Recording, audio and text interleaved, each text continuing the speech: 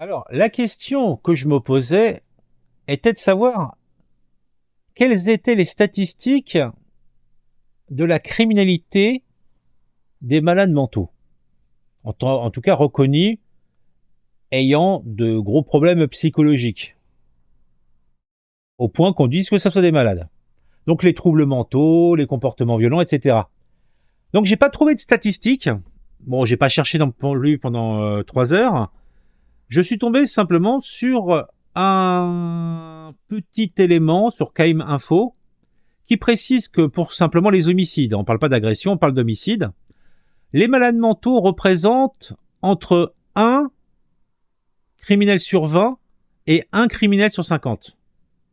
Donc, on ne peut pas dire que ça soit des statistiques particulièrement importantes. On va dire que c'est une norme, comme on peut considérer qu'on a sur 100 individus 2 personnes qui ont des troubles mentaux ou des comportements qui peuvent être violents avec donc une origine de troubles mental, quoi. Après, à ça, le petit texte que j'ai trouvé précisait qu'il y a des facteurs aggravants. La prise d'alcool et de drogue. Effectivement, il y a des personnes qui, a priori, sont stables, mais suite à une prise d'alcool ou de drogue, comme ils ont certaines pathologies, on nous explique là que ça multiplie les risques, donc d'agression, peut-être même d'homicide au final, par 16. C'est-à-dire qu'en fait, ça multiplie le risque par 16. Et ce qui est surprenant, par 84% chez les femmes.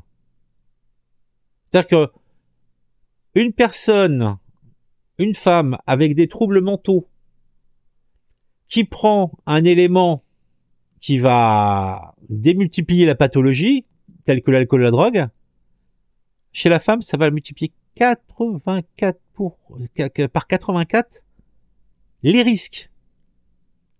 C'est ouf. C'est ouf. Mais ça, c'était simplement pour contextualiser un fait divers. De temps en temps, je fais une petite news sur un élément parce qu'il y a quelque chose. Je ne vous parlerai pas du monsieur de 70 ans qui, hier ou avant-hier, s'est fait balafrer le visage suite à une agression. À quelques centimètres, c'était la carotide qui passait, donc il a une belle balafre de l'oreille à la bouche.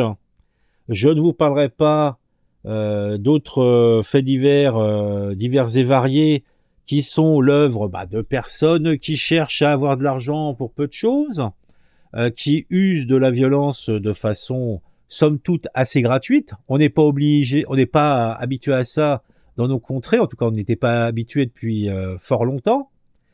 Et là, c'est à Bruxelles qu'il y a un truc qui s'est passé. Attendez, je vais vous mettre l'article en question. Donc, il y a eu une attaque au couteau dans une station de métro à Bruxelles. Alors, on nous précise, attendez, je vais retourner en bas de l'article, on nous précise l'information. Alors, c'était près des instances européennes. L'attaque est survenue autour de 18h dans la station de métro Schumann, située à quelques dizaines de mètres des sièges des sièges, effectivement, de la Commission européenne et du Conseil européen.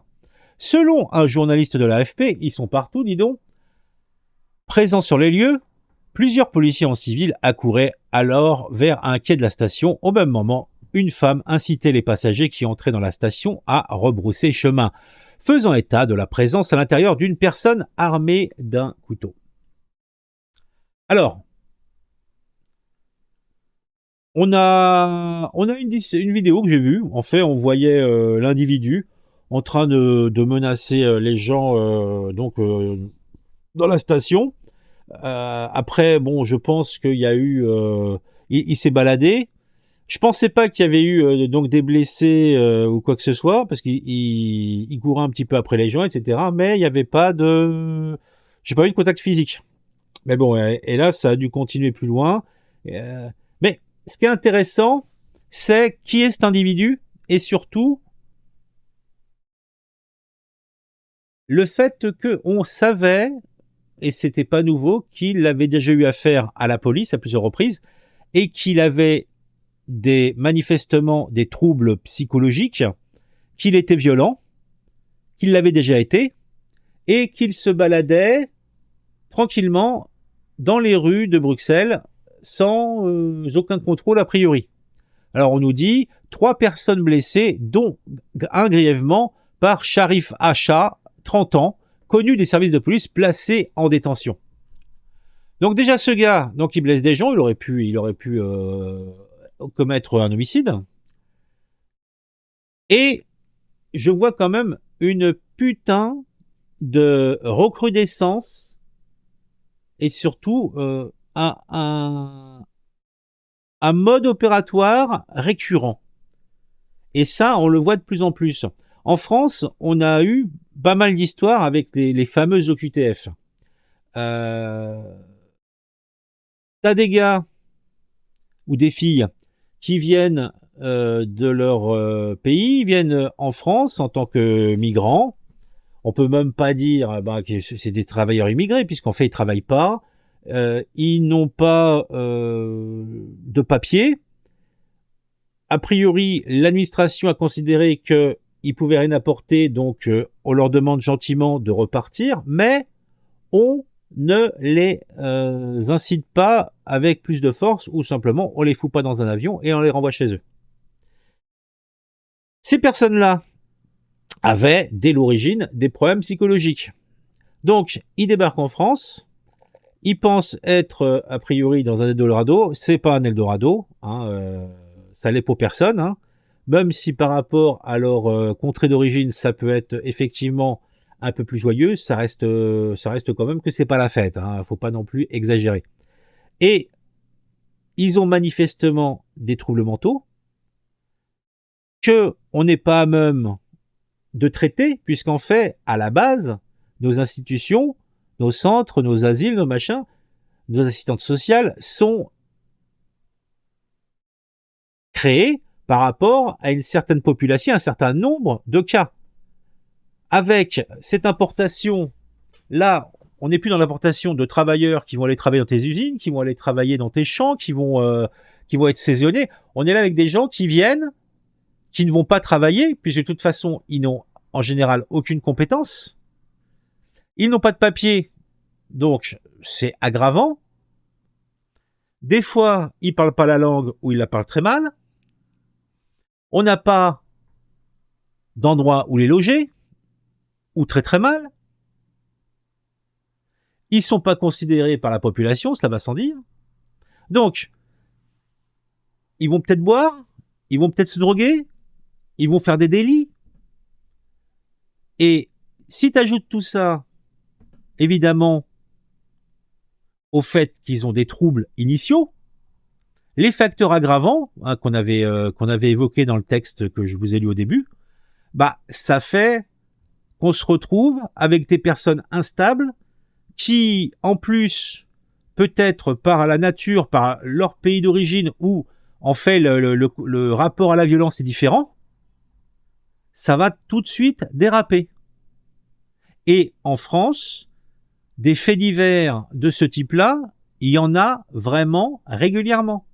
Après, je ne vais pas rentrer dans la théorie du complot, hein, je réévoquerai l'assassinat du médecin militaire dans une des villes du sud de la France qui a été tué devant ses enfants par un bonhomme donc d'origine, je sais pas, du Maghreb, je sais plus quel pays, en fait ça n'a pas vraiment d'importance, on s'en fout, c'est pas la question.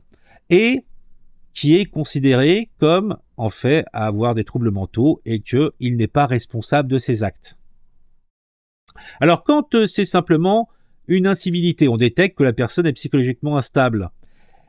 On lui est donc, elle a une OQTF, mais on est censé, au minimum, traiter son cas, donc le suivre psychologiquement, l'aider, éventuellement l'interner, en fait, je ne sais pas. Mais ce que l'on constate régulièrement, c'est que ces personnes-là sont remises en liberté. On leur dit, tu vas rentrer chez toi, ou tu vas te faire soigner, ou tu vas prendre des médocs et tout ça. Mais il n'y a aucun suivi. Et il n'y a aucun suivi, pas parce qu'on ne veut pas les suivre, c'est qu'on ne peut pas les suivre. On est dans une logique d'importation et d'ouverture sans avoir les moyens financiers mis en place pour s'en occuper.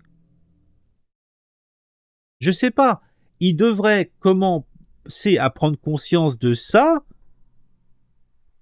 Ça ne peut pas s'arranger si on ne met pas un stop temporaire ou définitif. Parce que des cas comme ça, il y en a de plus en plus. Et là, on ne parle pas du tout, là je rentre pas dans l'histoire d'immigration, je rentre pas là-dedans, je suis vraiment, je pense, factuel sur ça. Après, comme je vous l'ai dit, je ne vais pas rentrer plus dans ce fait divers de Bruxelles. On peut regarder un petit peu. Il y a une vidéo, vous cherchez, hein, vous trouverez assez facilement à la limite. Je vous mettrai le lien de l'article dans la description. Comme ça, vous pourrez aller voir la vidéo si cela vous sied. Mais bon, on voit pas grand-chose. Peut-être qu'on voit plus. Et puis, franchement, j'ai pas regardé. Ça m'intéresse pas. C'est bon, les réactions des gens. A priori, il y a un gars qui abandonne son landau et puis qui se court dans l'autre sens, mais vas-y. En fait, ça montre un visage de la population qui me plaît pas, quoi. C'est cracra tout ça. L'une de ces personnes est blessée gravement, et deux autres légèrement, a-t-elle déclaré. Attends, c'est quoi qu'on nous dit? Ce sont 3 personnes et non une seule qui ont été blessées à la suite d'une attaque au couteau, d'accord. Le parquet de Bruxelles a affirmé que l'auteur suspecté qui a été arrêté est un homme de 30 ans. Selon l'ADH, il s'appelle Sharif H.A. Il est domicilié à Schönberg. A priori, il ne s'agit pas d'une agression à caractère terroriste. Non, non, non. Le gars, il est instable, quoi. Mais on le savait qu'il est instable. Il était violent. C'est toujours ça qui revient sur la table. On sait que. Après, il y en a qui ont bon ton de nous dire, bon là je reviens, c'est mon petit cheval de bataille sur les OQTF, oui mais bon, il aurait pu, si c'était pas lui, ça aurait pu être quelqu'un d'autre, bah oui mais bon c'est lui qui est instable, c'est lui qui a des problèmes, c'est lui qui nous pose souci. Les faits ont lieu en 1747, selon la police fédérale, les 3 personnes ont été blessées, bon ça nous redit la même chose. Bon, de toute façon, je vais pas aller plus loin, moi c'était surtout cette histoire qui m'intéressait et sur laquelle je voulais mettre le doigt sur tous ces gens qui sont instables, qui nous viennent de l'autre bout du monde, ou alors qui peuvent être originaires de notre belle contrée. En fait, ça importe peu. Mais tous ces petits cumulés, avec le fait que manifestement, on n'est pas à même de les traiter, puisqu'on n'a pas les ressources humaines et financières pour ça. On n'a déjà pas de place pour que les gens standards puissent dormir sous un toit. Alors, les instables qui doivent avoir un milieu, je dirais pas sécurisé un minimum, en tout cas qui soit surveillé, ça demande des ressources humaines, donc du personnel, ça demande de l'argent, puisque ces gens, il faut les payer. Ça demande une décision politique. Hein. Il faut aussi que la population en soit consciente, puisque toute action politique qui demande du pognon doit avoir l'adhésion de la population. C'est logique. Et il faut un petit peu arrêter. Les bonnes intentions, ça ne suffit pas. Et cacher tout ça pour justement que ça fasse pas le jeu des racistes et compagnie, il faut arrêter, franchement, il faut arrêter. Bon, je vous dis à bientôt. Si cette vidéo vous a plu, vous mettez un j'aime comme d'hab. Vous me mettez en commentaire ce que vous en pensez. Ça m'intéresse, vous le savez bien. Et si vous n'êtes pas abonné, abonnez-vous sans attendre. Ciao, ciao. À la prochaine.